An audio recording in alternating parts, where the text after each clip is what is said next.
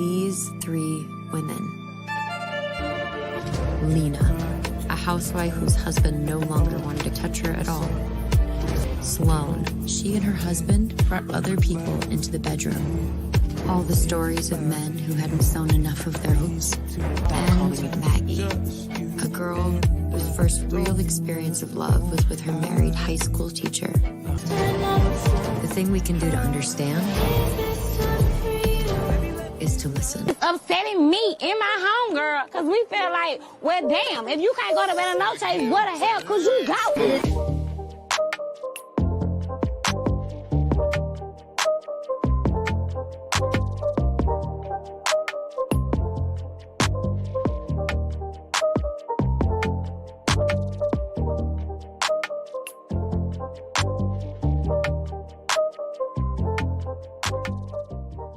I drove across the country and back.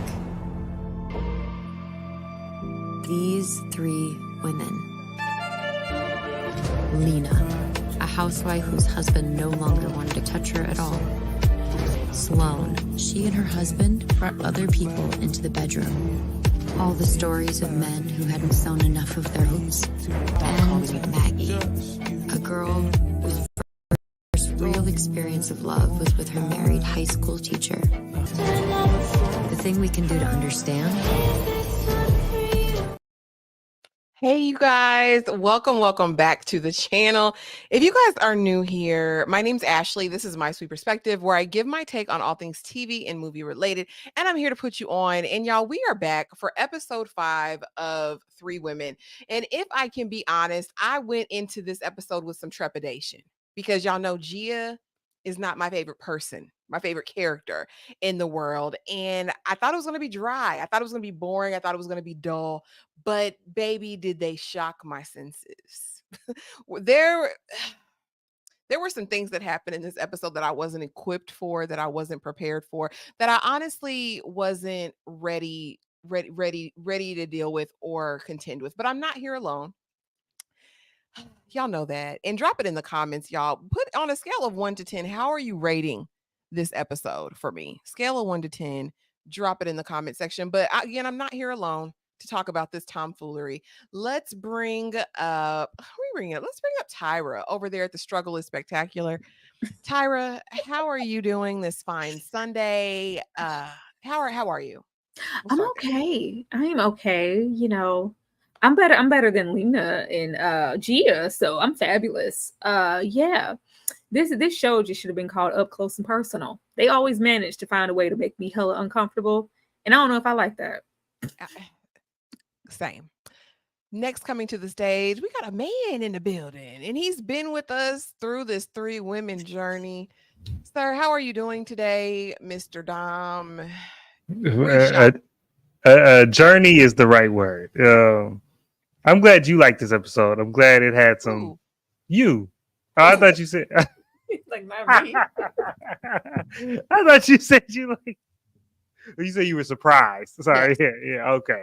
Yeah. I was surprised too. But yeah. That's a good. You know, like that's it. That's all I got. I'm gonna sit that right there. And last but not least, honey, we have the clinician in the building, and maybe she can speak to some of this tomfoolery. Kay,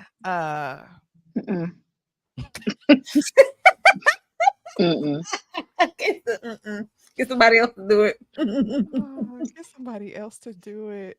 Because that whole the end, I don't understand why she had to be naked the whole time. Like there was towels in the bathroom. Girl, wrap up. Why did we have to look at Shailene for that long? Girl, Shailene Bush. Bearing it all, honey. Multiple times. Looking like a raw chicken wing. Is she gonna put the towel around her? You not cold in there in the hotel bathroom? I know it's like 65 degrees. Girl, wrap up. The shower. Go grab a sweatshirt or something. We just gonna sit there. We're gonna be naked the whole. She was having a miscarriage. She was in the midst. Wasn't nobody looking? We're gonna get to Put it. some y'all. clothes on. Trigger warning, y'all, because there were some heavy themes as usual with this, and we're gonna get all into the We're going to get into it. But first, Rod, thank you. Thank you for coming through and upgrading those memberships. We love to see it. We love you being here. Thank you. Hey, Darfalina, welcome, welcome, welcome. Hey, Shannon D. Okay, the members are in the building tonight.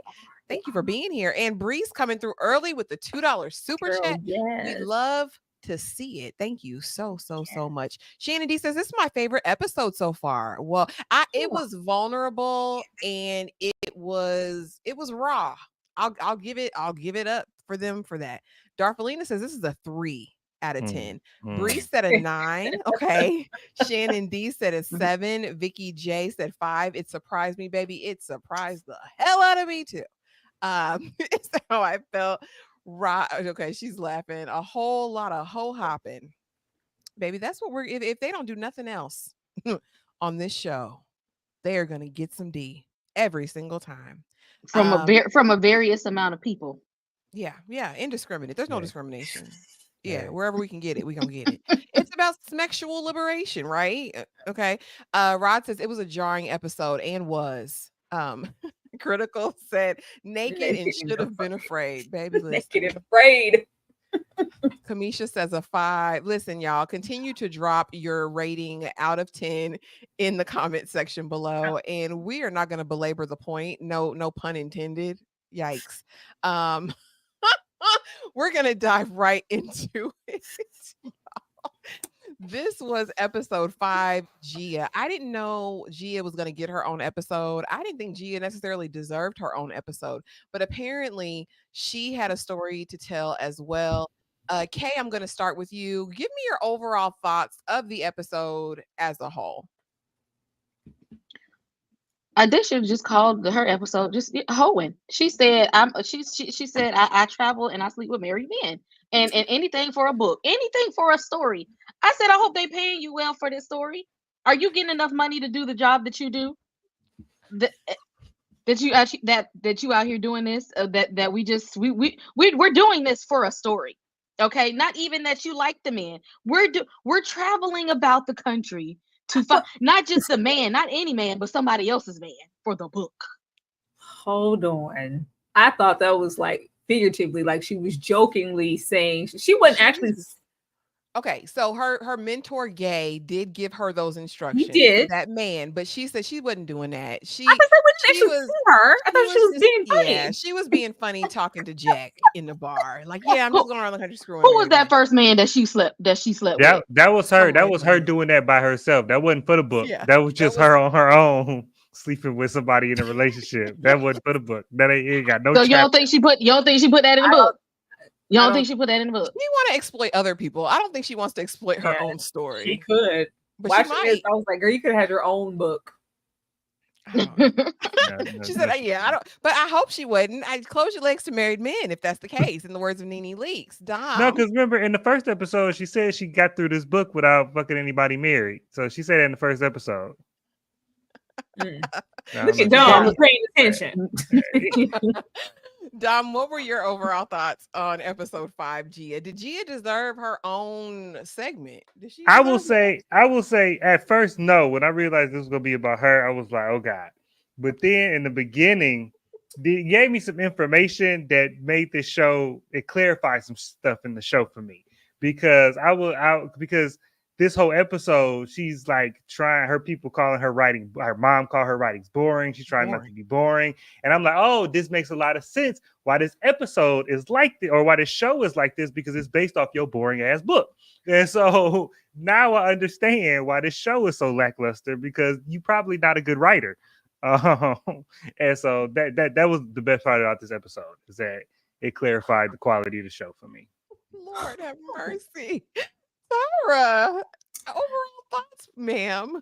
I was waiting. I always knew Gia would get her own episode. The moment we met her, she is, the narrator, but she has to, well, she hasn't yet. I guess this episode was supposed to do it. Kind of have some vulnerability with us to make us even understand why any of these women would want to go to her and see how she got through this. But she just like Lena and all of them, they all have this sense of just unhingedness to them. She has that. So if she's giving off that and projecting that all the time, and we're looking at her like, why the hell would anybody want to tell you their story? You don't look like you're capable of even writing a book, baby. You look lost, turned out, and bewildered. It don't give that. So watching this, it was like, oh, all of y'all lost, turned out, and bewildered. Like there's a sense of community. I know you see me, I'm you. Like the whole Lena situation, like they understand each other on a whole nother level that I don't want to bother to get into. But I always expected Gia to get her own episode because she was just as crazy as everybody else here. Yeah, we kindred spirits. I'll set it right there. But yeah, overall thoughts. I do think there was a rawness and there was a sincerity with some of the moments. But overall, again, this is just telling the story of women who have no impulse control, lack of identity, very low self-esteem, and are struggling with mama issues, honestly, mama and maybe daddy issues with some of them. But it wasn't as dry as I thought it was going to be. I was really going into it like, oh, we're not going to have anything to talk about. But alas, we're going to have a lot to talk about. Sissy, thank you so much for the $10 super chat. I don't know what's in the air, but I love it. And I thank y'all for showing love in this season. Thank you for the super chat. That's what that is. Thank you for the love and thank you for the super chats. Hey, pretty girl, didn't watch the episode, but here for the spoilers and the vibes because the vibes are going to be here always. Darfelina says, I thought this was about 3 women, not 4. They don't need to focus on Gia anymore. I agree. Yeah, it was already too much with 3 women. Every episode, I felt like I was starting a new show. I felt like I was starting a brand new season, a new show every episode. I'm like, this is too much. Much too much. But the synopsis, in case you have not watched yet, jumping back in time, Gia struggles to write her book about sex in America, embarking on a love story of her own. Was there any love? I didn't see love. Okay. Gia processes the pain of her own losses, moves to Indiana, and bonds with Lena. Their relationship solidifies the new focus of Gia's book, y'all. So in a nutshell, that was the log line, the synopsis that they gave. And sorry, I had cut off part of that. What down? What you Jumping back in time. I was like, that is not what happened in this episode, except for jumping back in time. Lena don't show up to the end of the episode. That's what I said. Sir, I don't know. That's what they wrote. That's what the people wrote. Okay. That's what they published, and that's what I grabbed. But yeah, and I didn't see the love. Again, no love here. But we are going to have a different type of game, okay, this time, because I want to do emotional intelligence quiz, okay? And we're basing this on each of the characters that we've met so far. Because if they don't need anything else, all 4 of these women need some emotional intelligence. So here's the thing. I'm going to read you the scenario with the character and you're going to select from A to D and let me know which emotion this character feels. Okay. So for the first one, Gia has just received praise from a woman she interviewed who thanks her for telling her story authentically. Gia feels what? A, indifference, B, gratitude, C, jealousy, or D, annoyance. I'm gonna go here with the healthcare professional. Kay, what do you think? You're muted. So now Ashley, how do you determine the answers to this exactly? This is just based on the characters as they've been presented to us. This is based on the characters as they've been presented to us. I'm pretty sure with Gia, it's gratitude. She seems like she's thankful for any scraps and things anybody gives her at this point. Tyra, A, B, C, or D? I'm gonna say A. Because he just gives me like, oh, it was just beautiful. You told my stories. Thank you so much. Well, I mean, I could have done a better job. It was nothing. Like, I don't even think she could probably take a comment. She's going to point out the flaw for me. I'm going to say indifference. A. Dom. I'm going to say B, only because I think that she need any scrap of, you did a good job. She need any piece of that. She still got that one memory of her mom telling her book was boring from 20 years ago. She holding on to that strong. She gonna take any good job because she can't take criticism, so she got to be able to take a compliment. Drop it in the chat, y'all. What say you? Is it A, indifference, B, gratitude, C, jealousy, or D, annoyance? And the survey says it's B. Gia would express gratitude. She just want to be chose out here in these streets. I just want to be We loved. had somebody trying to choose her the whole episode. She ain't want Yeah, that. but Jack lacks boundaries. We gonna get into Jack. Man, and what a chooser. So, y'all, let's meet Gia. Gia, we know, is played by Shailene Woodley, a writer grieving the loss of her family because at this point she's lost her mama and her daddy. And in this episode, she actually loses someone else. She persuades each of these three spectacular, ordinary women to tell their stories, and her relationships with them change the course of her life forever. I want to know from you, Dom, Gia as a character overall, what do you think of her? Would Gia be somebody you be friends with in real life? Nah. Hell no. Well, no. I mean, in passing, like at the bar, she seemed fine. Like, so you know what I'm saying? She seemed like a person that seemed fine. I mean, you look at it, looking at Corn at the bar is a little weird. If I'd have met her after that, then yeah, she seemed like a fine white woman. In the early 2000s, she seemed normal. But anything more than surface level, no, because you just cry too much. You cry about everything, and you need everybody to tell you good job, but you can't take criticism. If you can't take criticism, you shouldn't have been a writer. And so I couldn't hang out with you. Yeah, I mean, the two go hand in hand. There are other careers where you wouldn't literally be critiqued on everything you ever do. Tyra, would Gia be your homegirl in real life? What you think of Gia as a person? Mm-mm. Every single woman here is odd. Okay. Gia is extremely odd. The way that she interacts with other people is very weird. That's why that man that found her is like, oh, this is it. This is Kismet. But we're one and the same, like equally odd, weird. Like if not reading the room was a person, it will be every single woman in this thing. Like it's just she's very odd and very strange. It's like she like where you're not taught how to conduct improper conversation. It's just I'm just okay. I wouldn't want to be your friend. I would recommend, some places she could go, but I'm okay. Drop it in the chat. Is Gia friendship material? Kay, what say you? Would Gia be your homegirl? Could she be one of your line sisters? Well, I guess she could. Oh, But well, That's gonna be a no. She looked like she's not the type of person who's gonna go to an HBCU. Anyway, I'm team HBCU. She don't look like she want to be around a whole lot of colored people on account of the way her behavior is. Gia is avoidant attached. Okay, she's there to manipulate people. It's everything with her is transactional. If it out of a transaction where I'm gonna give you this, you gonna give me that, and I don't want nothing else outside of that. I'm trying to get what I'm gonna get here. I don't need nothing else outside of that right now. You see, that's why she's alone. She's traveling alone. Okay, she's avoidant attached, and she wants it to be that way. No, she if she want to be a loner, let her be a loner. Okay, maybe if she was panhandling, I might throw her out 56. Oh my goodness. She said she ain't that's had one no of them, money. Okay, you them see, she old was pulled over to the nasty. side of the road trying to wipe down shoes and stuff. Okay, she might need a couple of coins. That was like that was old nasty Phaedra. Real Housewives of Atlanta read, Kay. She said I might give her 50 cents. Okay, But said she don't could go make to me call Portia girl ever. Okay, Oh my gosh. and Phaedra's a Scorpio just like me. Lord have mercy. Mhm. Y'all, the way that I was revolted in this moment, and I wasn't going to share the revolt by myself. Open your mouth. The way I would have fought this man, I would have literally fought him on that good day.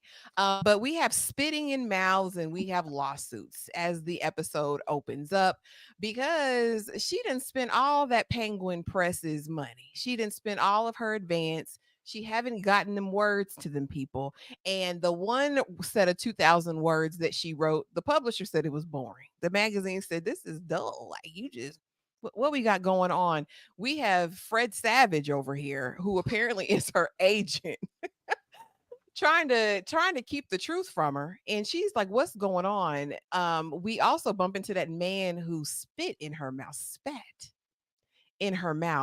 come with his woman. So she just has egg all over her face in every respect. Her career is failing. She got spit on by this man who has a whole wife or woman here in these streets. I want to know from you, Tyra, did you feel bad for Gia in this moment? I mean, she seems like she's on the edge.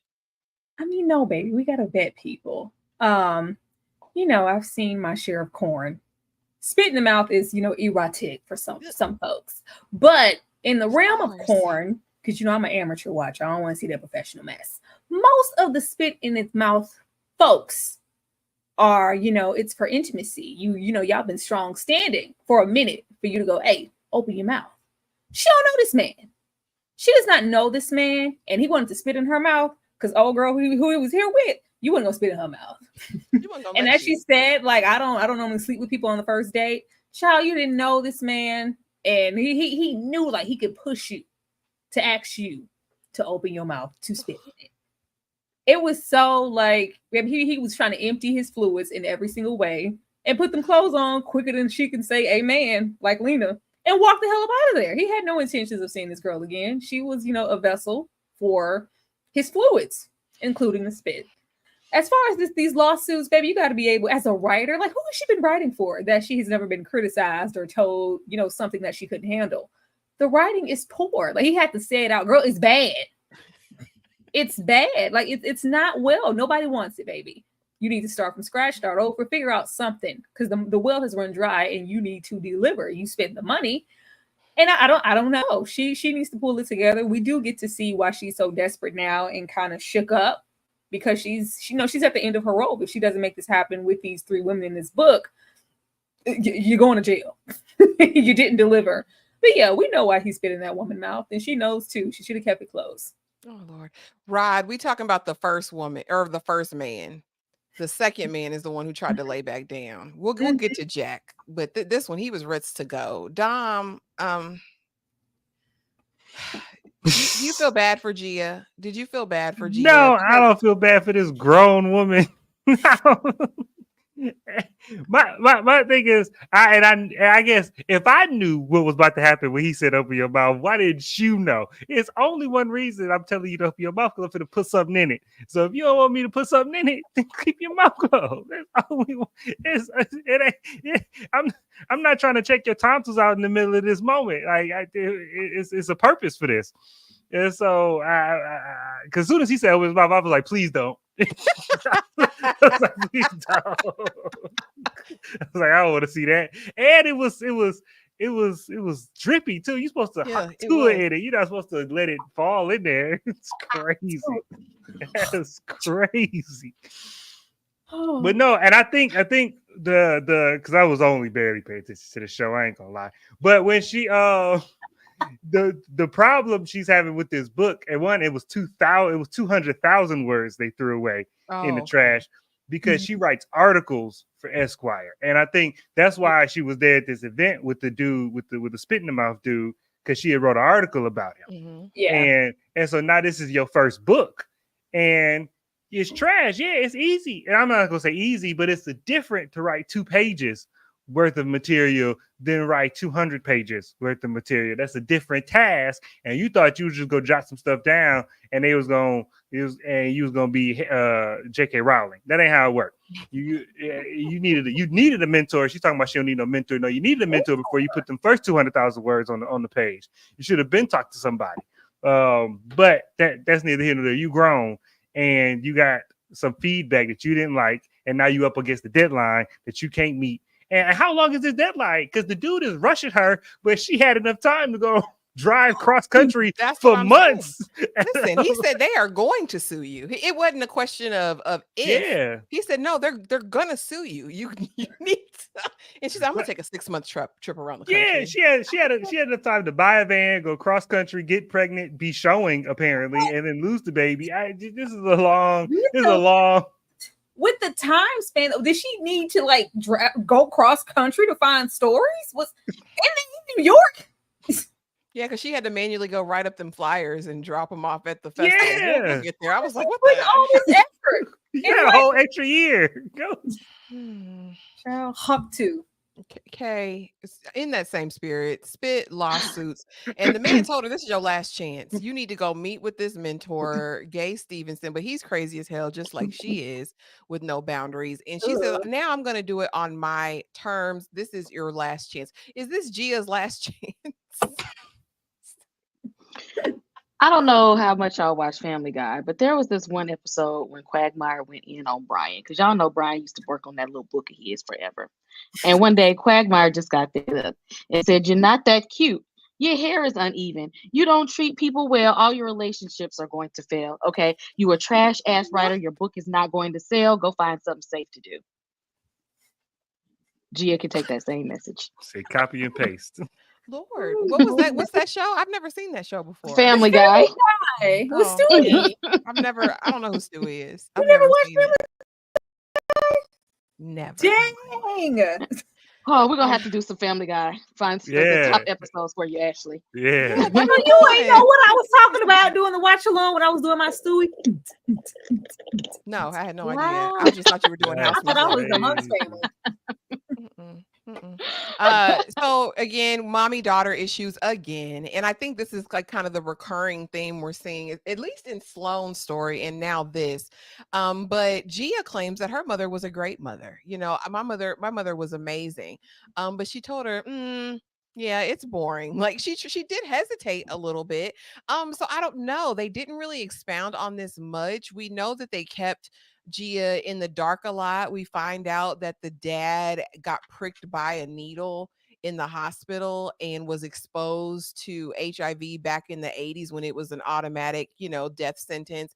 And she wasn't allowed to express her concern because she was never supposed to hear. So I guess that implies that her parents didn't communicate with her or tell her the whole truth or kept her in the dark about a lot of things. What do you guys think about the reemergence, I guess, of the mommy daughter, father daughter, parent child dynamic? Kay, I'm going to start with you. That's why she's avoidantly attached right now, is because her parents were detached from her as well. When you don't share intimate details about what's going on with your children, like think about it, if they didn't tell her something like this that important that she had to overhear, there was a lot of conversations in her household that she wasn't privy to. They didn't keep her close enough to communicate and talk to her. That's why she don't know how to communicate and talk to people. That's what she over there sneaking trying to write. That's what she writing this book that's boring as hell, because she don't know how to have actual real conversations with people that are engaging and interesting, because she was left out of them and kept out of them from her own family. Lord Jesus. And Dom? You gotta stop letting me go after the therapist. Because I'm maintaining my banner just above my head is I'm not healed yet, and under that umbrella is she need to grow up. You a child. No, I'm not telling you everything because you talk too much. And if I'd have told you your daddy got pricked by HIV pen, you'd have been all in school talking about it. You'd have been writing a story about it because you talk too much in your stories. And so, no, I didn't tell you. And I'm glad that she clarified that her mom was a great mom, because when she said the book was boring, I thought she was going to say that the mom was a bad mom. I was like, no, that's good parenting. I'm telling you, it ain't good enough. And so go back and make it good enough. And if you had took that to heart, then maybe you'd be writing a non-boring book now. But you just took it as a mean moment and went and wrote some more boring stuff. And so didn't nobody tell you couldn't be a writer? Didn't nobody tell you? She always told, I'm trying to do it because my parents didn't think I could do it. No, they told you it was boring. So do better. Do better. You ain't had no do better in you. Cold world out here. I'm sorry. Maybe it's because you open that statement telling you weren't healed. Because if that's the case, I ain't healed neither. What nothing wrong with this? What are we talking about here? What nothing wrong with this? We are not going to put her mother over there next to Sloan's. Absolutely not. At all. We're not going to tell you certain stuff you don't share with your children. Why would you share that I got pricked by an HIV needle? Me and your mother could both be exposed and die tomorrow. No. But they could have told her as an adult. She said she had to overhear that. They didn't never sit and have a conversation. It's not my fault you were there to overhear it. It's not my fault. But they should have told her. They should have sat her down and explained to her what that meant as an adult and said something. Well, I didn't know you overheard it, so there was, and he didn't get sick. Like to you, I didn't know. He never got AIDS. So if he got AIDS and got sick, that's a conversation we need to have at some point. But we had a near miss moment We had a near miss moment. Oh, dang, that was a close one. And then we move on. I didn't know you overheard it, so it ain't nothing to tell you. I thought it was also indicative. I thought the reason that they tell the story in the show is because it was indicative of a pattern in her household. Because I mean, something happened in the household as far as why she is the way that she is today. And it made me feel like they just concealed stuff or weren't as open with her. Because you remember she said she felt like she couldn't say nothing, but what did Ayala say? Are you silent or were you silenced? Did she have the freedom to speak? Abandonment issues. I feel like she has abandonment issues. She's like both of her parents, in some way, shape, or form died, earlier. Like both of them are gone. I feel like she's trying to detach because everything I love, it leaves me. I didn't take nothing from this. Was good parenting. Maybe that's boring. Do something better. If you can't take criticism from your parents, baby, you need to find a new occupation. It's boring, baby. So how do you say it's boring? Boring. Do it again. It's not giving, baby.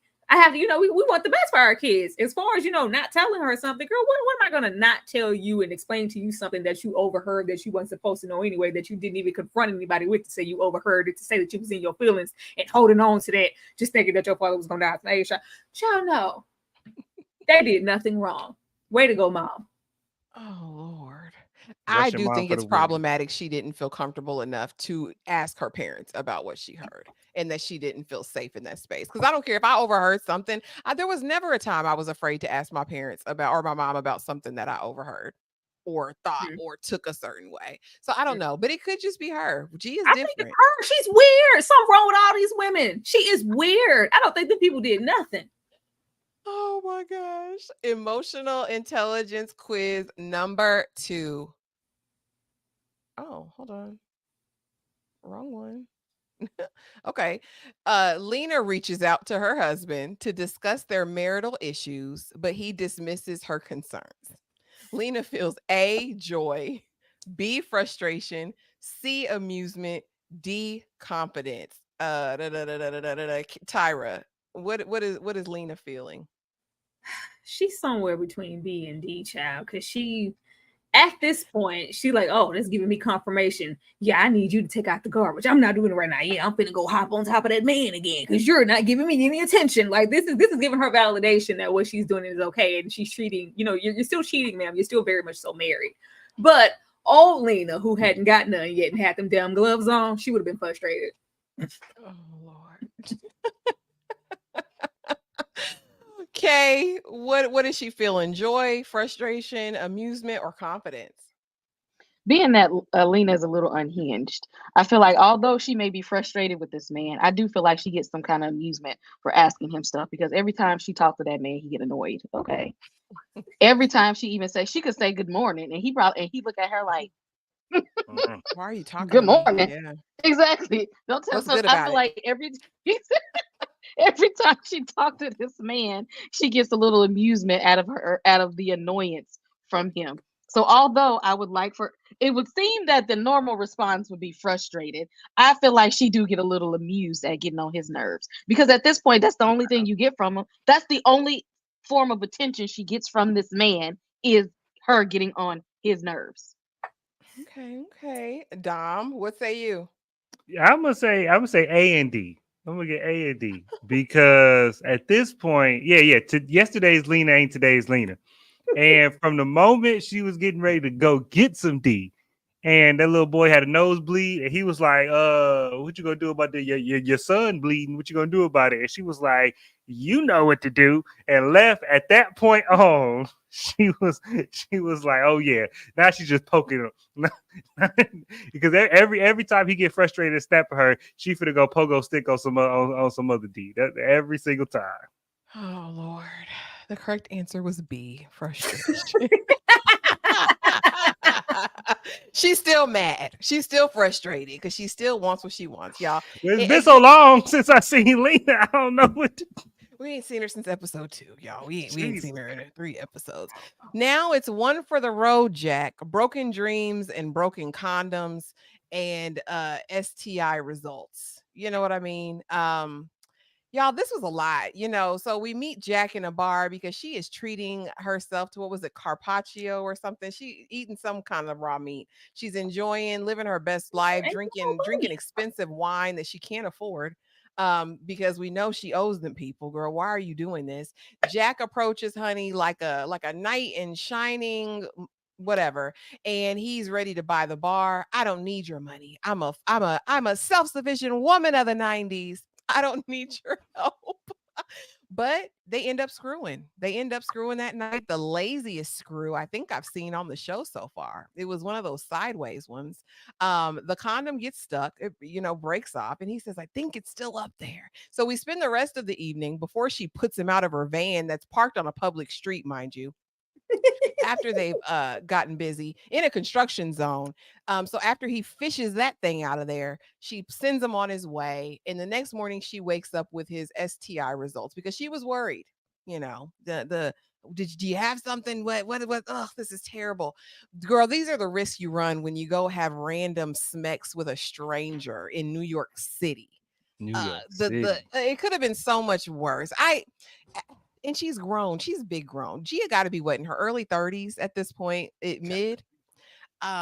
Girl, do better. Tyra, talk to me about One for the Road, Jack, broken dreams and broken condoms. I'm still on her in this van on the street. Now look at here, ma'am. I don't know what that little mentor told you to have you like, oh, you know what? I'm just gonna sell all my things and go cross country trying to interview people to find, interesting folks for chapters in my book to save my book. And I'm just gonna be living out of this van. What? That's one. Because what the hell? You wrong. Second, was this the first date? Girl, it wasn't a date. It was a Date. meeting. I mean, I'm like, what? Encounter. Encounter, yeah. Encounter. We just met for What- the what- first time. Whatever it was, because he had came with the money. Like, first of all, girl, recognize a blessing sitting at this bar. You already broke. And this man had a couple of hundreds. What the hell did you get that it required a couple of hundreds and you sleeping out of this van, but you got money for that? That was another one, just irresponsible. She just trash. I don't know who gave her money to write a book and entrusted her with funds, but they were sadly mistaken. No. Then you let this stranger into your van. Just like, oh, we're getting in here to have sex? No. Then it's all a rocket, all from the side. Like, this is just pathetic on so many levels. We already broke. Now he broke sleeping with a stranger in a van with no money. Mhm. It just couldn't get no money. This is her man. I don't know how this is gonna end. This is her man. This is her person. He's just as off his rocker as she is. He knew his spiritual animal. He was like, you know what? I'm feeling the vibes. I'm gonna chase her. I'm gonna pay. Something's here. He is she is he. They're the same person. Okay. It couldn't have gotten any more awkward. We already getting it in. I don't know how. I don't know why they keep doing this in shows. I have yet in my 34 years had a situation get stuck up. I'm like, how's it getting stuck? But all right. They're just so comfortable. And he's just all in there prying out stuff like he's an OBGYN. I was like, what the hell? And first of all, lastly, damn it, if I pull a rubber out of your vajayjay, girl, I'm going to sleep. I'm spending the night. She act like she was trying to keep, I'm still trying to disassociate. I still need my space. I need you to respect my boundaries. You didn't slept with this man on the first date. Let him, this is your home at this point. You let him inside your house. Let him get it on. Then I pull this hazard out. And then you won't go Biohazard. Biohazard. And then you was gonna tell me to leave? Like, and he's crazy because you know what? Oh, I'm attracted. I'm hot. I'm putting my results on her window tonight so she can call me back. Girl, I'm in the clear. You're in the clear. We should do this again. Both of them crazy.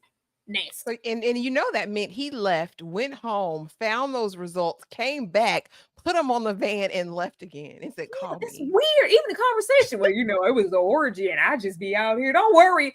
This is the last thing you want to hear when something falls off. Well, I'm not sick or anything. If I'm clean as a whistle. Like, do you want me to have a nervous breakdown in the back of this damn van? Disgusting. Dom, One for the Road, Jack, broken dreams and broken condoms. Talk to us about it. Okay, just a little. She can't be too broke because she dropped $30,000 on a van to drive cross country. That van was $30,000 and she dropped it immediately. And Yeah, so I don't know. And then her best friend is subletting Impulse. her loft. So I hope she charging them New York rent for it too. But this is and no, I'm glad Tyra said it because that's immediately what I thought. If I go fishing for the rubber all up in you and I get it, I should have let it leak all in you. I should have let it leak all in you all night, and you get some tweezers or tongs and try and get it out. Yeah, that's what I should have did. I'm sleeping. I'm getting my own. If it's only one pillow, it's mine because I done saved your life tonight. But, this was, I mean, as far as one night stands go, this was horrible. This was horrible because that's the horrible thing about it. She's not homeless. Like, she got a loft that her friend is renting. you got a home to sleep in. And I thought the results on the window, I thought that was a ticket because you on the side of a street in New York City. I thought she got a ticket. In a construction zone. In a construction zone. Not only did he go back to his house, get the results, come back, put on the windshield, but if you notice, he highlighted negative. So it was a highlighter mark for negative. So he sat there under desk lamplight, and highlighted negative under each category. And then when they put it in her windshield, that should have been your biggest flag right there to never, ever let this man contact you again. Like, that is crazy. And then it wasn't just like she know what she hit that man up for. So I don't know why was the charades of I'm not letting you. She hit this man up for sex. She wasn't interested in this man. She was trying to get her little rocks off. That's why she wanted him to leave after he got that out. Okay, talk to me about broken dreams and broken condoms. Talk to me about this situation, man. No, that's her avoiding attachment issues right there. Because listen, if you got to bend over for somebody to retrieve something out of you, and we just met, sir, and plus and you've handed me your results to let me know you ain't burning with that, sir, we go together after this, okay? Real bad. We locked in. At this point we locked in. That's what he thought. Clean. I'm clean. Exactly. So, we she the one needed the test. We need to see her results. Okay, I seen parts of you that I ain't seen of nobody. Okay, and I did it willingly. I wasn't grossed out or nothing. Like, he was just like, I'm in there. He offered, okay? He's like, I can get it out of there for you. He said, get on all fours. Let's do it. Okay. He been here before. He volunteered to do the bending. And she did. Look, we go together. Okay. And next time, you know what, sir, you can buy the drink. Especially since I'm on a budget here. You sure can buy the drinks next time. We can go now, because after you done got up close and personal. No, ma'am. Well, you know what it is? I think Sinead ain't here. She thinks she the prize. Girl, you ain't no prize. That's what she thinks she the prize. That's what this is. Gia thinks she thinks she cooking. She do. She with them pearls and that and that t-shirt. She thinks she carry. She thinks she carry from Sex in the City. She write articles for Esquire. She living in New York. She thinks she carry. All we needed was she ain't half of that fabulousness at all. Not a lot happened here in Western country at the rodeo, but we had to give that queen some shine because she radiated. Do you hear me? She got up there, she sang the country song, she even let Gia get up on stage and do a little dance. But what she did that was most important, and what Black women do in general, we're going to encourage somebody. She said, baby, you out here lost. Okay. If you want to find love, you got to love yourself first. You got to fall for yourself first, Gia. Okay. Let me put that knowledge on you. But I just honestly wanted to give shine to this beautiful Black woman that we got to witness. Tyra, do you approve the message that she gave Gia? She was clairvoyant, girl. She just knew. She just knew. I was like, oh, please no. I'm gonna say, girl, just be clairvoyant. Don't be trying to rub up on Gia, because none of us see that. You don't know what's in there. You don't know what's in there. Everything was just given. I was like, well, is she gonna? I was hoping that she would share a story and we would get to spend more time with her. I was hoping she was a prospect for the storytelling, but if she was just there, to sing the Yellow Rose, the Texas, what else she sung on stage? I don't know. She was just there for that, and we didn't see her, but everything was given and do what it needed to do. Beautiful woman, beautiful skin. I'm gonna look her up. Beautiful. Dom. Yeah. In the course of watching this show, they have shown me a lot of things I did not expect. The one thing that was last on my list was a magical black person. I did not think that in this show I was going to see a magical Negro that not only was wise and sage-like, but also sing and dance too. You know what, Dom? That was not what this was. She's singing, shucking, and jiving, and giving Lord. you Yeah, it praise. was Dom. It absolutely was that. I'm with you. That's what I was thinking. It was giving that. Yeah. She in the lead. I didn't even think. I didn't even She think was it. a wise. It was giving wisdom. That's what it was giving for me. Wise woman. Yeah, wise woman. She was in touch with a little spirituality. You know, she was like, I did not see that. It was like low key, a little bit giving indigenous. Like I didn't know where. That's what I thought too. I said, "Oh, look, she's black indigenous. Look, she's at the black rodeo." You at know the what? people, These supremacists over here. They every single time I go out Yeah. wild. She waved her hand and gave that white woman all the knowledge and strength she needed to go on this journey. That's No, she Kay, I already know what you're gonna say. Go on and say it, Kay. Go on, go on. no Go bunny on. hopping in the snow. That's what she was. you'll find that She's a- suspicious. That's not Okay, suspicious. she's in the league of the extraordinary league of magical Negroes. Okay, she had no purpose in this episode at all. Her only purpose was to instill some knowledge onto Gia. Although she took it the wrong way. She was trying to let her know you need to look within, and Gia still was looking without. I didn't get She still was trying to get some external validation instead of taking a look at herself to like, Gia, you the one that's the problem. You're the problem. That's the only reason they had her here for out here. It never crossed my mind. Oh. Yeah. It didn't this time. because she came out of nowhere. This whole scene means nothing to the story except Not at all. They could have cut this whole part out of there. No, just like this woman and the woman she encounters in the store. We were going on this journey with Gia and the people that she were encountering on her mission to get people with these flyers. It was not like, let's place a magical Negro here. I did not see that. no, because And the you know what? indigenous woman, and we'll get to her too. Yeah, we'll get to her too. But you want to know the difference between this beautiful, talented woman. You want to know the difference between her and that raggedy looking woman in the storefront is that she had a purpose. She had a logistical purpose. She diagnosed her with her issue that she was pregnant, and she gave her the pregnancy test. She was a store clerk that was doing store clerk stuff. This black lady was all her purpose was giving advice and singing. She was a performer. And we know more about the store clerk than we do about the black lady. We know she got 5 kids, or at least 5 pregnancies. We know something about her life. We don't know nothing about this black lady. Oh, man. Oh Lord. Well, we the cat's out the bag. The broken condoms and broken dreams led to a full pregnancy. Okay, and she is on the road again, out in the desert, lighting fires, stressed out. You know, looking like she's been through it. Rode hard and put away wet, I think is what they say. Gia, I've got a story. Love Kim, right? And Kim calls her on the cell phone, breaking it down. I saw the flyer. I grabbed a little piece, and here's my story. I've been having an affair with my stepfather. He waited till I was 18, but it's going down, and I can't. And she's into it because she's an exploiter. She's a colonizer now. That's what we're gonna tell the truth about that part. She's out for the story by any means necessary, and she is eating this up. Yump, yump, yump, yump, yump.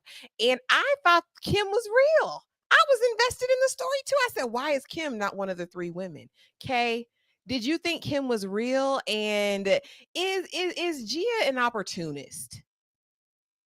Gia is definitely an opportunist, and I'm actually glad that Kim was not real. I thought she was. I thought we might have had a little something too, but I'm glad that she wasn't. Okay, she needed to get that punk for just a minute. Okay, I'm not, because the way she be exploiting people. So you know what? That's what happens. Karma spun right back around, and you got exploited and manipulated too. I wasn't mad at it. Tyra. I mean, Gia is an author, you know. I mean, she's presuming. I look at her like, an ambulance chaser, like your everyday average. She's a Maddie. She's a Maddie. Like she's Maddie's Maddie, but at the same time, Maddie's doing her job. Like she's trying to get the story. She's not telling the truth about her intentions. What did it say? Looking for love on those flyers. Like she's going about it the wrong way. Like I was invested in it with her because I was like, ew.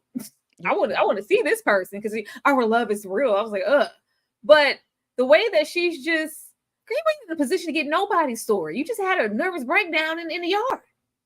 We just glossed over the fact that this like she's moving like everybody's little limited adolescence here.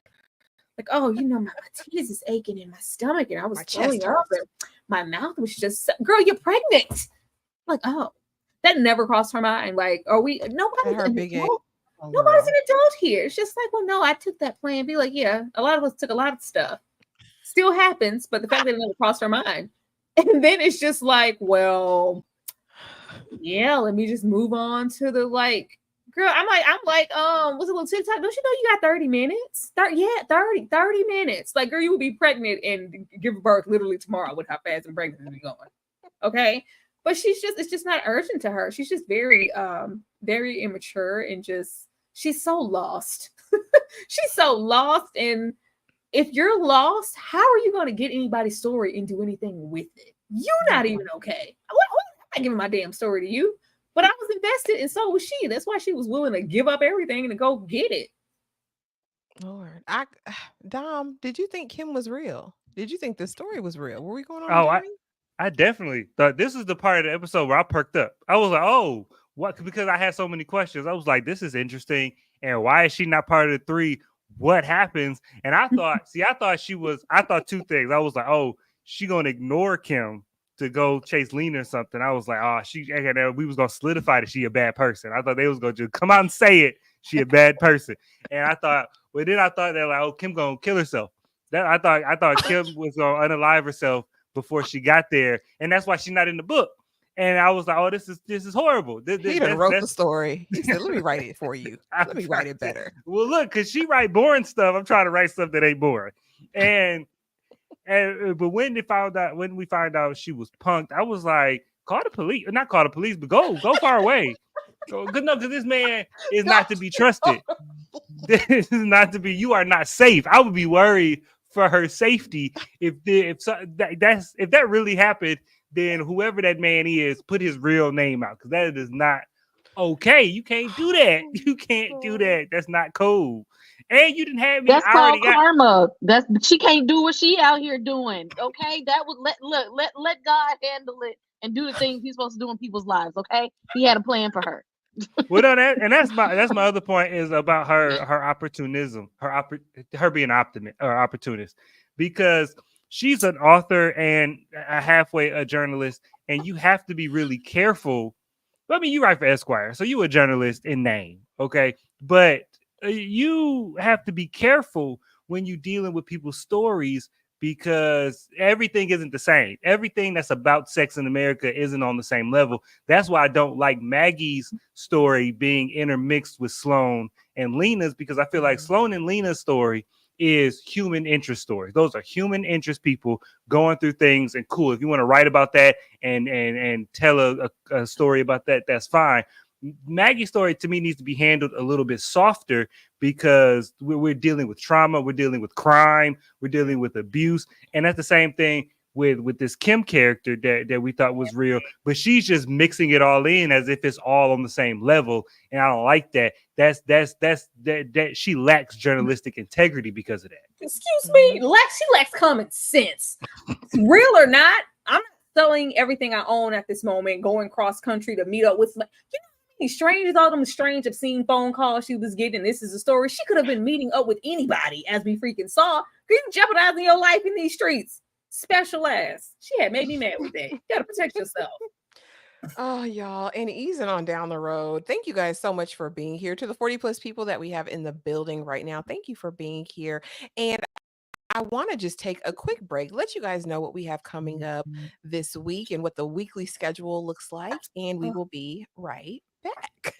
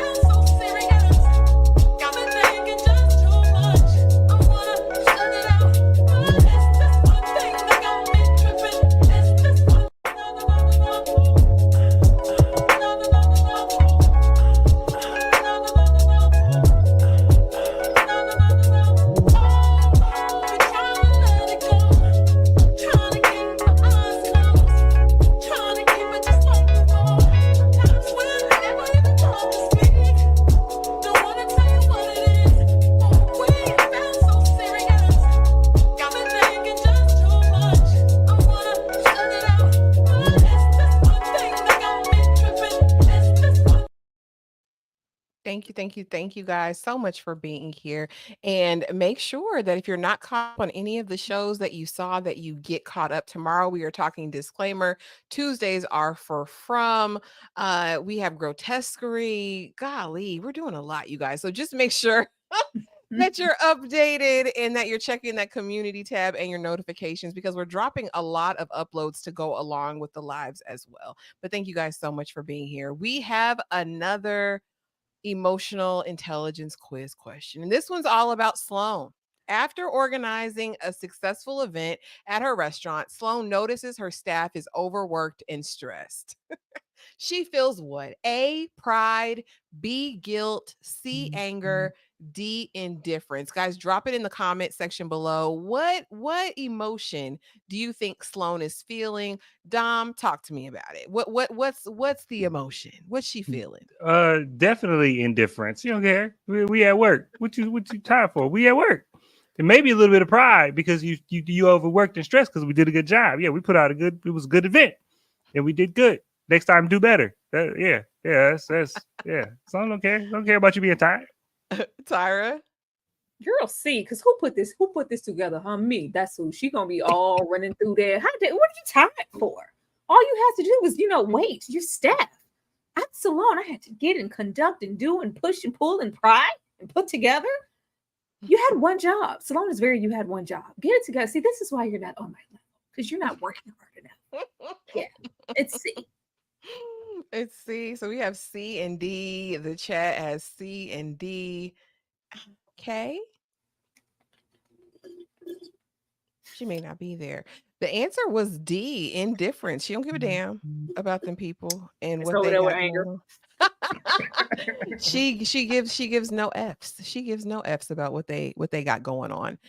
Meanwhile, I understand why no one wants to talk to you.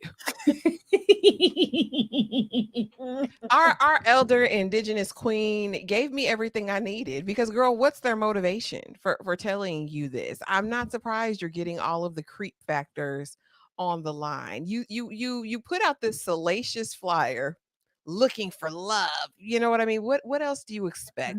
But we saw that she goes to Indiana, you know what I mean? And she is scouting and using this support group as a means to find subjects for her book. How disgusting can you be? Tyra, talk to me about this indigenous queen and Gia's quest for a story by any means necessary. Like I told you, that lovely lady on stage with them braids, she was, indigenous and, clairvoyant also. Girl, I know what this is. That's how I know you lost. This elder here knew what it was too. That's how I know. Girl, who's telling you what? That flyer was given, pick up the phone, we're 18. Like, what do you mean looking for love? What exactly? They look like a 1-800 type situation. Like she was selling something. She could see, anybody with clear vision could see what's wrong with the situation and why nobody with common sense, realistic expectations would share a story with Gia, which is why the likes of Lena, Maggie, these people are damaged.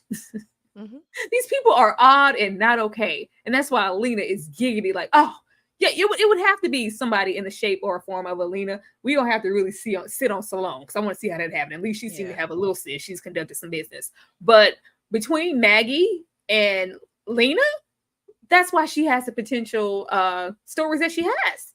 Because they're slow. Okay. That's the only way I could put it. They're a little delayed, and she found her tribe. Because anybody with common sense and people who ask normal questions, what the hell am I giving you my story for?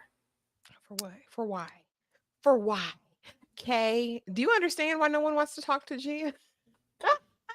The lady said, I know why no one wants to talk to you, Gia. Does Gia understand why people don't want to talk to her? Because I don't think she understands. Because again, like Tyra, I think she thinks she's the prize, because she's got this avoidant attachment issue. She thinks that people will chase behind her, that people want her. No, that's not it, Gia. You just exploit people. You exploit people and you run away from them very quickly before they figure out how manipulative you are. You do your little, your back and forth, your transactions with them, and then you get away from them before they realize that you're really a crappy person. You keep running. She keep trying to run away from herself. Okay. and you're not you don't become a likable person when you're trying to run away from yourself. And then you try to find people who are damaged so that you can befriend them, and then they think that you're something. I know that, and that's manipulative in itself. Absolutely.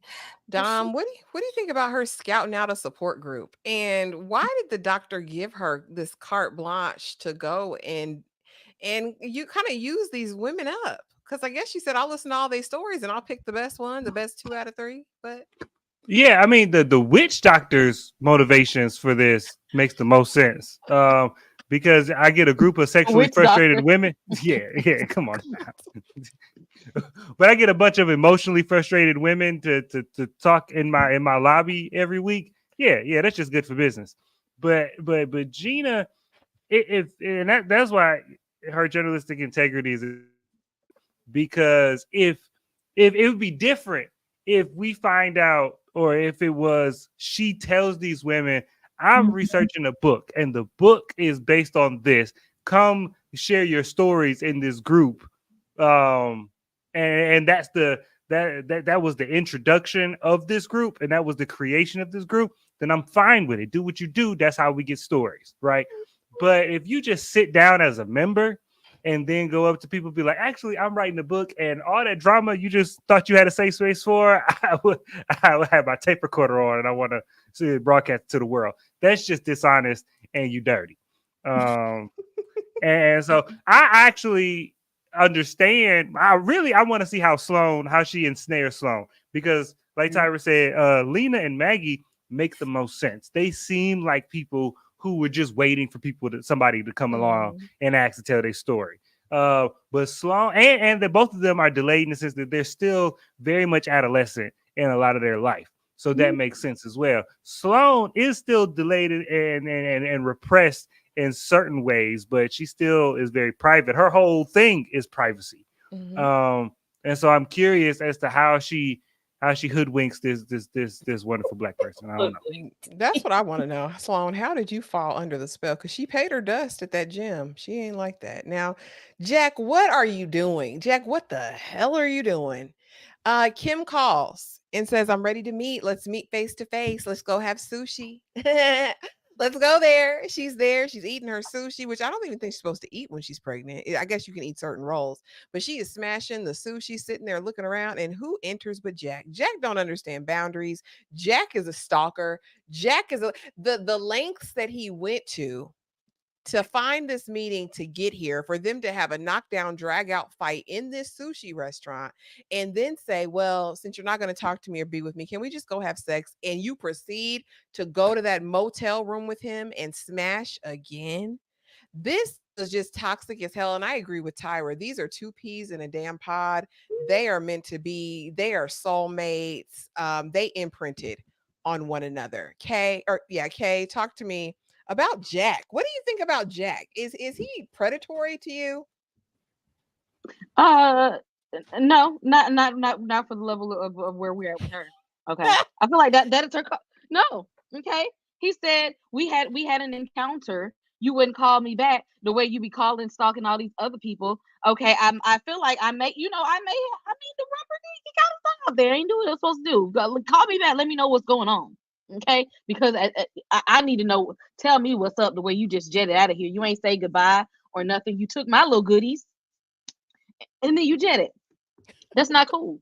That's not cool. And the way she be bugging people, knocking down people's doors, traveling in her little Astro van, trying to see what's up with people. No, let somebody do you the way you be looking at, the way you be trying to mess up other people's lives. This man is here to wreak havoc on you, okay? And especially after he's like, I done seen parts of your insides that nobody should ever see. We go together. I'm the one sticking around. You be trying to avoid and get rid of everybody else because they don't really know you. You don't want people to get to know you. At least I'm trying to get to know you for real, for real. And apparently it worked, because he's like, all we got to do is go bump and grind. And she was like, cool. That's how simple her ass is. But Kay, no means no. If I don't answer, I don't want to talk to you. Did she really mean no? Because if I really didn't want somebody, I'm calling the police when you pop up on me, not going to go clap cheeks. Okay. She could have said police. I mean, I'm definitely calling them people if it's me. Dom, this is a white woman, okay? If she didn't want that man around, he would not be around. Okay. Lord. It don't take long for her to turn in from Gia to Karen real quick. If she didn't want that man around, he'd be behind bars somewhere. But she said, "Yes, come on inside, so we can come on inside." Literally. My gosh. Dom, talk to me about Jack as a man. Was Jack doing too much? Did Jack do the most? Listen, as Should a Jack be man, involved? Mhm. and on behalf of all men, I feel very comfortable speaking on behalf of all real men when I say this. This scene was the only part. This scene made me grateful that don't nobody watch the show. Because Yeah. Just us. Okay. because I don't want this to get out in the ethos and young because this what happens is young people and dumb people, young and dumb people watch TV, they see something work on TV and they try it in real life. And so the fact that Jack manipulated, lied to and cost this woman money, it doesn't her side of it don't matter to me in this sense because he would did it to anybody he felt connected to. And so the fact that he did this and it worked is horrifying because you should not be able to do this. You should not be able to go cross country and do a cross national scam to get somebody to meet up with you who don't want to meet up with you. To any young man who watches this, that this just told them that no doesn't always mean no. This just told them that no means try harder and then it'll work. Then that's not. That's why Gia didn't need her own storyline. That's why we didn't need her own episode because just what's in the book? Because this ain't in the book. I bet you $5. This ain't in the book. Tell the story about the three women. This story called Three Women. Tell the story about three women. Because this ain't what we here for, and this ain't what we need to be watching. Lord, Tyra, should Jack be under the jail? Girl, Jack said, "Babe, I love you. You're my everything." He said, "We go together." Yeah, tell them hoes we go together, okay? I'm coming to find you. Like this was very elaborate. Like this is jail time. This is jail time. Like I already knew she was going to give in for all of her fussing, fighting. She bit this man. He was like, all right, fine. I'll just sit over here because I'm not leaving, girl. I came all this stuff. I wasn't going nowhere. You had a friend and her trash ass. Like, oh, she thought it was romantic. You call her and pretend to be somebody. Like, y'all set up this whole elaborate plan for you to find out where she is because she's been driving for a minute. Mm-hmm. Go all the way there. Just to, yeah, you ain't hit me back. And, I wanted us to do the devil's tango again. So how you feeling about that? Instead, can we just have sex then? Can we just have sex then? If you know what, like, because I told you this is a kindred spirit. Like, I felt you, girl. You can't. I know you want me. I wouldn't have came all the way here. That is exactly what I'm saying. She is a white woman. If she wanted him gone, he would have been gone a long time ago. She was that's why she stayed in there that restaurant with him and then sat down to eat. If I don't like you, I'm not breaking bread with you. I don't want you in my face. Tearing that sushi up. She was. She sat down and said, "I'm hungry." Having the wherewithal that she ain't worried about nothing. She wasn't worried about that man. She wasn't worried about that baby. She sat down and ordered a drink. She ordered a cocktail and sushi. And she said it was a cocktail for destruction. She's trying to abort. Never mind. She still thinking in her, not even, thinking about any repercussions. Well, like, yeah, last time I laid down, like, I'm like, when is the I'm pregnant going to come out? You're carrying this is your man. Like, yeah, you're going to stick beside him. This is your man. Yeah. Jack is your man. Jack is in the middle of his own personal 80s rom-com in his mind. And I just did a great romantic. This is my say anything. Girl, this is a romantic. He's John Cusack. That's what I said. All he's missing is the boombox. Actually, it worked. She did a little a TT, and then we lay down with this man, talk about smelling like stank ass ketchup, like it was cool. But my man's went out and got the ghost face voice changing machine just to get her on the phone and have a conversation with her. You can't tell me that ain't him trying his hardest to get close to her. Okay, but she's still detached. We're still detached, and this is not emotionally going anywhere. She hasn't grown as a person because that situation happened in the bathroom, and you couldn't even confide in this man. Like. Lord have mercy. And then this happened. So after we done went to the jungle, we proceed to see a bloody mess. A bloody mess in the bathroom, and her taking it on. And in the moment, I mean, if I this is hard, you know what I mean? And trigger warning, y'all, because this is you know what I mean? She just gets busy, she starts cramping, she goes to this bathroom, gets on this dirty bathroom floor, and proceeds to go through the process of miscarriage, which is terrible and awful. But did we need to see it in this explicit manner? Did I need to see Bush? Did I need to see her reach down and bring stuff up? Did I need to see the aftermath? Did I need to see it? Was this beneficial for the culture? Did other women need to see this? Tyra, talk to me about the bathroom scene. Was it necessary? Was it gratuitous? How did it make you feel? What was this? This was supposed to be a vulnerable moment. Unfortunately, a lot of women have experienced miscarriages, and this probably resonated with somebody. I'm sure they were trying to add another level of vulnerability to it by having her be ass naked going through this.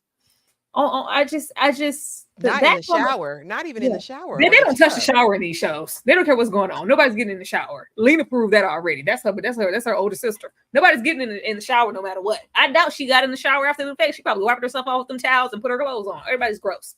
Yeah, but in the dumpster outside. That's what she did. Child, yeah, you know that's what it was. She sat there. She knew she had that cocktail, that sushi.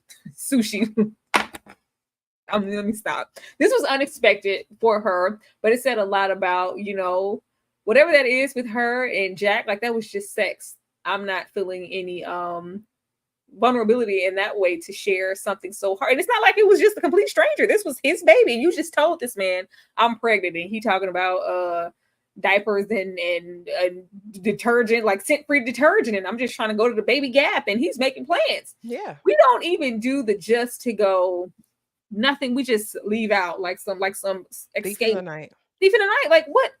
It's strange. It's strange. She is very displaced in her emotion, and I'm like, I'm not tying this in with the parents. I feel like it's their deaths. I feel like this is what it is. She's just like, I don't want to get close to anybody because I was the closest to my parents, and we see what happened with that. I lost both of them simultaneously. It's just a lot on her, and she's trying to keep her distance from this man.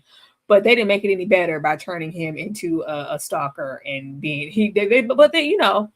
if she's gonna be with anybody, child, Jack. Go on over there with that man, please. And I guess it kind of speaks to the fact that they don't know each other.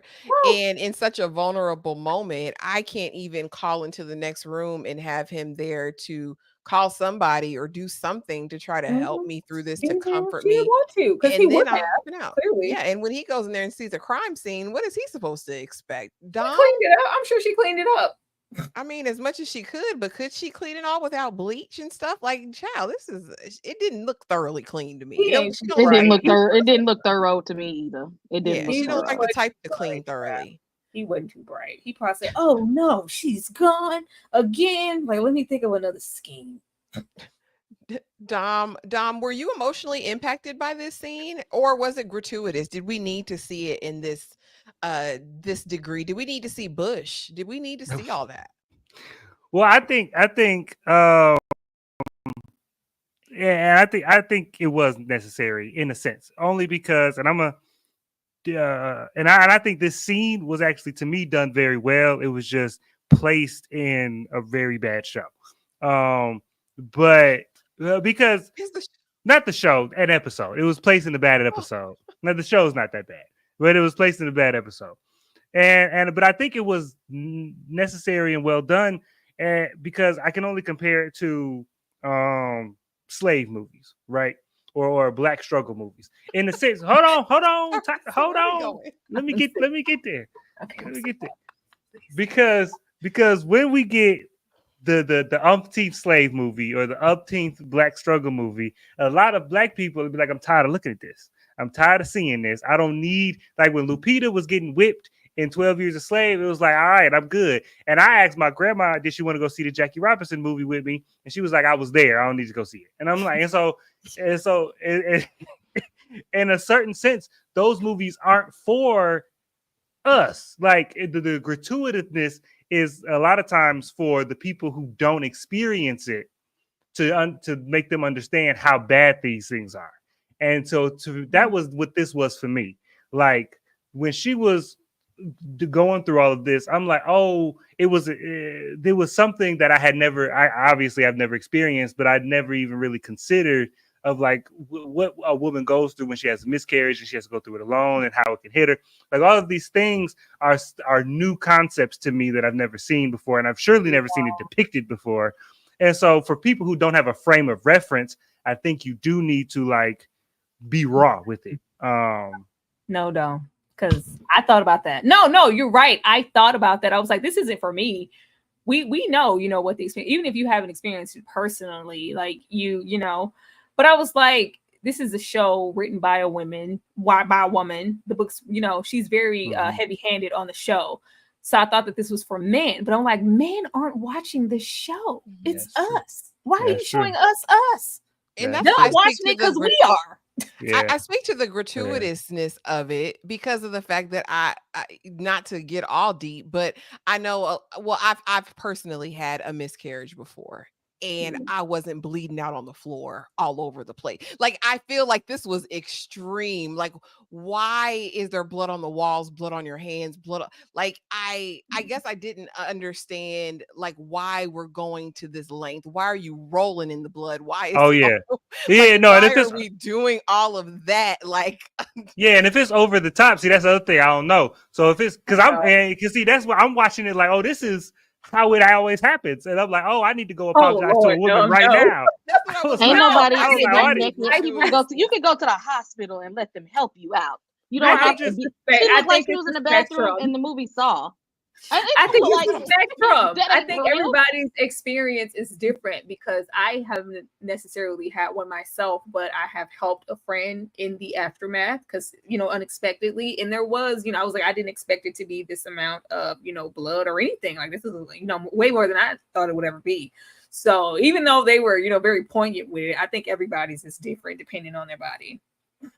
Yeah, I mean, like I said, it was just the fact that she's in the floor, rolling in it. It's on the walls. It's on her hand. She's rubbing it on her face. Like it's just a lot. And that's that's why I said, oh, sorry. That's why I said that this was probably a better scene in a bad episode or attached to a bad character.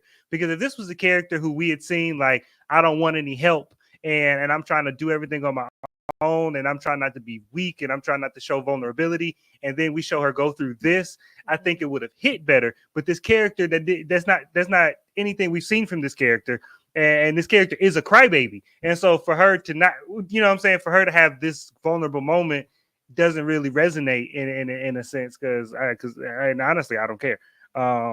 But that's, I'm sorry, but the real lady, of course, obviously that's horrible. But I'm saying we watched the TV show, and this lady I don't care about. I'm sorry. Yeah, and I get it, and it is painful and terrible and tragic, and I get that, and I wonder if that's the emotion they were trying to elicit. Kay, what do you think they were trying to convey in this scene, and what was it necessary? Whose decision was it for her to be in that bathroom naked the whole time? That bothers me, because if you in a hotel, you are not in a sterile environment. This is not the hospital. You in there for probably would have been hours, just in there, cold, naked, smearing blood everywhere. It's all over your face and stuff like that. How did the man in the bed? You slept through that? There ain't no way that I cannot scream that loud that I'm muffling my mouth with my hand, and you slipping and sliding to the bathroom, butt ass naked. And honestly, if she had an ounce of something for her own self and a family that never was, why didn't we go to the hospital? Why didn't we say wake his ass up and say we got to go to the doctor? He got up. Yeah, he would have got up. Girl, he would have got up with bells on. Oh my God, he would have been like, "Let me be there for you." Girl came all this way. Let me help you. He would have said, "Not our baby." Hold your hand. What I was concerned with was it's just such a small window of time. How do we have this and yet we see her very pregnant? That's what I'm saying. It with a baby eventually in the trailer. See the actual baby. So was it a miss? Well, no, that was a lot of blood. I don't know. Yeah. She's not a medical professional to know what's going on, because because of the amount of blood people can bleed out, and that And can take them out. if you had a miscarriage, y'all, please go to the doctor, because there's Go other to things the that need to be doctor. done. You need to get a transvaginal Exactly. ultrasound. There's things that you don't just put your pants on and go hitchhike up the road after a situation like Iron this. You need levels to be get low, checked out. walking around anemic and stuff like that ain't good. That ain't healthy at all. Like, that wasn't, she didn't do a lot of right things in that moment. You could have sought out support and sought out a medical professional, but she's no, I can do it on my own. I'm Miss Independent. I got it. You don't know everything, Gia. You don't got it. You don't know everything. You don't have all the answers. And I feel like she's a person who wanted to seem like, I got a handle. I got all the answers. Your name is not Olivia Pope. You don't have a white hat. It's not handled. No, she knows nothing. We've established that. But she gets back to with the second person who knows probably less than she knows. Because she gets back with Lena. Lena, can I tell your story? Tell me everything, bestie. We're besties. I was pregnant 2 days ago. Let's hug. Let's cry. Let's take selfies on the shore. And she tell this to a person who is also very, very wayward. Not the doctor, not your OBGYN. You tell them to a wayward individual. They've got blood in common.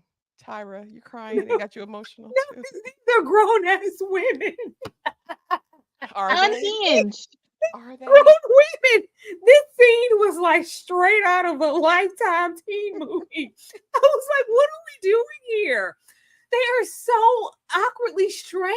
Like, these are weird ass white women. Like, Lena, like, it's coming up. I gave him that notice. Like, if he doesn't touch me in X amount of days, I'm leaving. I'm like, yeah. So, like, who's in that phone? Let me see it, girl. Like, I was like, what is this weird? It's weird. It was cringy weird. Like, I was like, ugh. I was awkward for the both of them, even with her. And it's just like, well, yeah, I had a miscarriage the other day. Like, I was like, why are you blurring that out? And it's just like she wants that. I think this was here to show that she does want that. She wants to have an emotional connection and separate herself from what's been clearly holding her down all her life and trying to detach. Like, but all of us, you want to have this with Lena? All right. And it's like, I just wanted to tell somebody. And even when she's like, no, it's no big deal. She's like, oh no, bring it in. Like, and this was clearly something. Hopefully we one day get back to Lena in her situation. She tied this back into, her own experience. I know what it is to, lose or whatever. I've been there. You need to talk to somebody. It's emotional. It does matter. Let me hug you. But these weird white women, these are weird people. Like, it's like, I would feel unsafe around the both of them. I would feel like they're too jittery, too jumpy. Like, I just really feel like Lena has a knife in her pocket. Like, something is off. And it's strange and I don't like it. But if this is, kismet for them and you found somebody that you could have some vulnerability with to evolve as a woman, so you're not having this displaced situation and excommunicado on everybody you sleep with, whatever, or somebody who may want you. But yeah, this is unsafe, and I wouldn't stand anywhere near these white tea women. Absolutely not. And y'all, I don't want to shame anyone for their experience, how they deal with an experience. Mm-hmm. I'm just saying, I feel like this is strange. I don't get it. Tell me everything, bestie. Like, we're besties now. I was just pregnant 2 days ago and I lost it. Oh, girl, you are beautiful. You are bad. You are her. Let's take selfies. Okay, talk to me. And Lena standing over there like a white Miss Seeley. Girl, you're gorgeous. You're beautiful. Yes, give it to me. Yes, turn, pose. It's like, what is going on? What is this? So we just go completely disassociate, huh, Gia? Exactly, Gia. Like, be for real. Be for real. Cause what are we doing here? You want to confide? At this point, this is like confiding into somebody with a developmental disability instead of the person who catfished you and went across the country, who could have been in this with you, instead of telling a medical professional, instead of telling a licensed, experienced, educated professional. You tell somebody with emotional intelligence of a 14-year-old what's going on with you. Because then again, because she ain't gonna tell you about yourself. Just say, girl, if you don't take your ass to the doctor and stop playing around, why you out here with me? Go to You need Dr. to be in you Feelgood. need He to up get the street. medical help. Like, this ain't right. You could fall out right now, and if you do, I can't help you because that ain't my job. Go get some Dr. help. Feelgood is licensed, even though I feel like he's a quack. He said he went to Yeah. school. He said, I went to school in Chicago. Dom, talk to me about He this need new to be bestie. reported to the ethics board so they can take it. They need to take it. Take his license. Dom, talk to me about these newfound besties, and can I tell your story? Tell me everything, bestie. This Use was my the name, bestie. Because yes. Say my name. This was the weirdest. This was the weirdest scene. Just Weird. it was so weird, and I don't understand why nobody. I mean, I guess this is the early 2000s, so therapy still had a stigma on it. Because I'm like, there's no way we all grown, and I don't suggest that you need to go talk to anybody. You gotta go. Yeah, I'll still write your story, but as we go through this and as you're reliving this, you need to be checking in with like somebody licensed to make sure you still stable during this. This is what I'm talking about, like journalistic integrity. This is what you do when you're dealing with somebody like this. Is like you make sure that you don't break them while you're trying to tell your story. Like, this is crazy that you think they're just gonna be best girlfriends. And that's what I think she carry. She thinks she thinks she's gonna have a group of girlfriends and she's just gonna write about their stories and she's gonna be the new Sex in the City. This is her fever dream, is that she think that she about to make Sex in the City. And no. I just Best friend forever. Ring. that's what it gave. And just to speak of like journalistic integrity and operating with integrity in that space, Lena is clearly not well. Like, Gia's not well either, but Lena, watching her in that group segment, and we saw it in Lena's episode, she's clearly unhinged. Like, I don't give a damn what you guys think. I got everything I thank you, Jesus. Like, Exactly. She wrapped herself in the dirty sheets to praise the Lord for adultery. Thank you, Jesus. No, That was communion. She No, was this having is it. communion. This is it. The body and the blood. I The gave him body and the blood. 17 days. If he doesn't touch me by the 17th, I'm out of here. This is it. I'm going. What if I Going leave? where, Lena? You ain't got no job. No, because what if I leave? You know, this is everybody wants this. And she said that, you know, everybody wants this life. I have the biggest house on the block. Like, I made something of myself. Even though he doesn't love me, he's a provider. Like, what if I leave? But this is it. I'm gonna. You ain't got no job. She needs some Prozac. clearly manic. What's wrong with her? Something wrong. Just, and to go after her and to be like, that's the one. That's the one whose story I wanna tell. Diabolical. She's a predator. Unfortunately, here. Yeah, not this hotel. Hotel, motel, Holiday Inn. Come on. If your girl keep acting up, you can get her friend. Take her Right? friend. Kay, what's next? Lord, what's next in this show? What's episode 6 gonna be? Lord.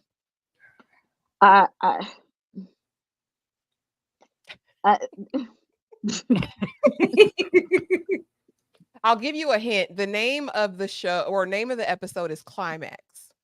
Oh my God. Haven't we had enough of those? I swear to God.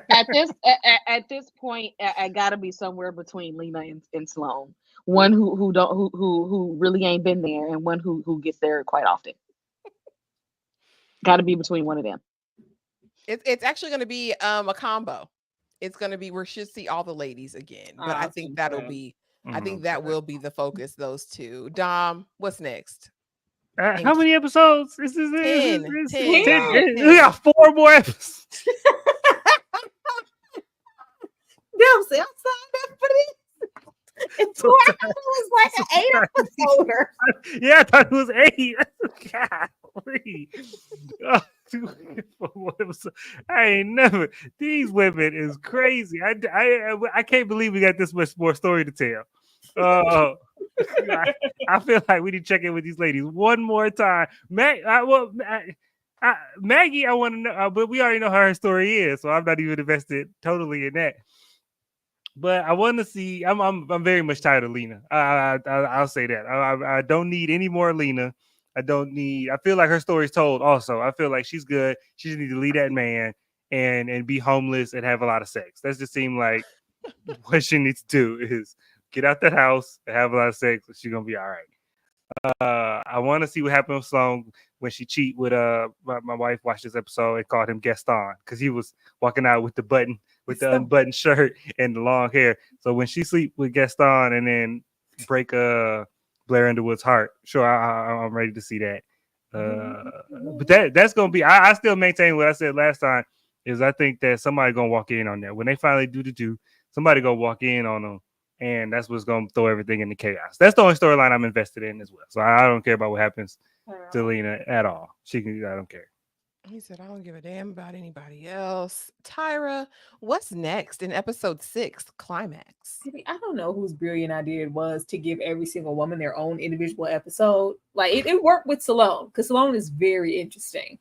But everybody else, like even if we wanted to give her a one-off, like it just feels like because in that week you're invested in that story and then we go somewhere else and then it's like, oh, we got to go back and now they have to figure out a way to bring all of these women together and it's too much to cover in one episode. So what are they going to put Maggie with Lena and then put a little like, is she going to get into their stories one at a time and we try to blend them that way? Like it's just it was a weird choice.